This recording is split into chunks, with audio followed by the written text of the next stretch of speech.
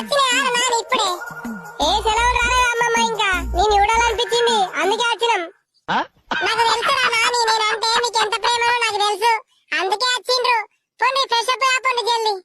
సరేనే అమ్మమ్మ. అమ్మమ్మ మిరపకాయ బజ్జీలు పోయే తిందాం.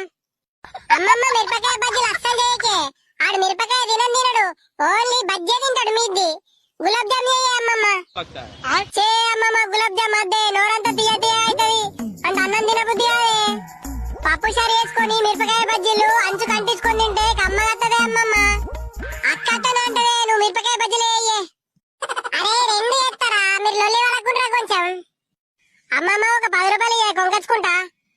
కొంచెం అయితే అన్నమే తింటాం కదా బేట, ఆ దుకాణంలో మంచిగా ఉన్నాయిరా అద్దు.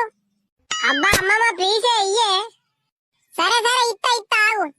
అరే వేస్ట్ ఫెల్లో, అమ్మ పైసలు అడగద్దన్నాయారు అమ్మమ్మని, మళ్ళీ అడుగుతున్నావు. నేను అమ్మకి చెప్తావు. నీ అమ్మ బక్క మొగం నువ్వు పుల్లలు పెట్టడానికైతే ఫస్ట్ వస్తావే. 10 రూపాయలు ఏమైతే అరిగిపోతా అమ్మమ్మ.